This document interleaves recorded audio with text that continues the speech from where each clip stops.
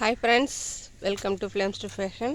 So இன்றைக்கி கவிஸ் கார்டனிங்கில் நீங்கள் பார்க்க போகிறது என் வீட்டில் இருக்கக்கூடிய இன்னொரு சீத்தாப்பழ மரம் தான்.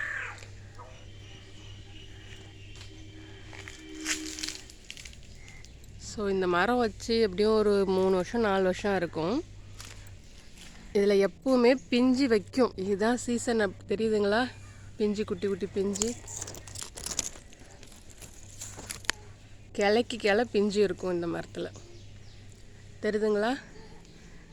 ஸோ இதில் இருக்குது பாருங்க.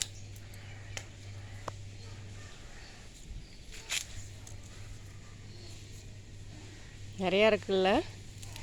இங்கே மட்டும் இல்லை, எல்லா கிளையிலுமே இந்த மரத்தில் வந்து பிஞ்சு வைக்கும்.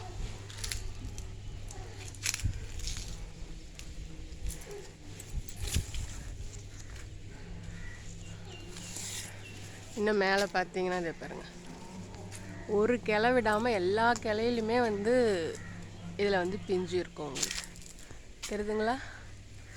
வெயில் தெரியுதான்னு தெரியல, பாருங்கள். இன்னும் மேலே உள்ள எல்லா கிளைகள்லையுமே பிஞ்சு இருக்குது.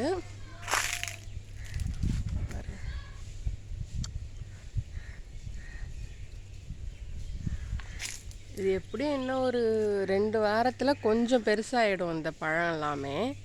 பட் என்ன ஒரு பிரச்சனை அப்படின்னாக்கா, நாம் தான் வச்சுருக்கோமே அழையா விருந்தாளிங்க, குரங்குங்க.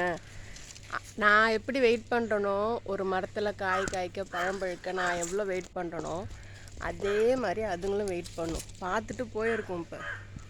இப்போ நெக்ஸ்ட்டு பாருங்கள், இந்த காய் கொஞ்சம் பெருசாக இருக்குதுங்களா? இந்த பிஞ்சு பாருங்கள். நான் எப்படி வெயிட் பண்ணுறனோ அதே மாதிரி அதுங்களும் வெயிட் பண்ணும். கொஞ்சம் ஒரு செங்காய் பார்த்துக்கு வந்ததும் அப்படியே பறிச்சிட்டு கடிச்சு போட்டு போயிடுவாங்க. ஸோ என்ன பண்ணுறதுன்னு நமக்கு குரங்க ஒன்றும் பண்ண முடியாது, தோட்டத்தில் உள்ள குரங்களை. ஸோ தோட்டத்தில் குரங்குங்க, குருவிங்க, கோழிங்க, நாய்ங்க வந்து எல்லாம் அட்டகாசம் பண்ணத்தான் செய்யும். ஸோ அதுங்களுக்கெல்லாம் போக மீதி என்ன இருக்குதோ அதுதான் நம்ம தோட்டத்தில் மிஞ்சினது. ஸோ நானும் அதை அப்படியே அக்செப்ட் பண்ணிட்டேன். ஆசையாக இருக்கும், பழம்லாம் சாப்பிட்லாம் அப்படின்ட்டு. அப்புறம் அந்த மாதிரி பண்ணும்போது நம்ம ஒன்றும் பண்ண முடியாது இல்லைங்களா, விட்டுருவோம்.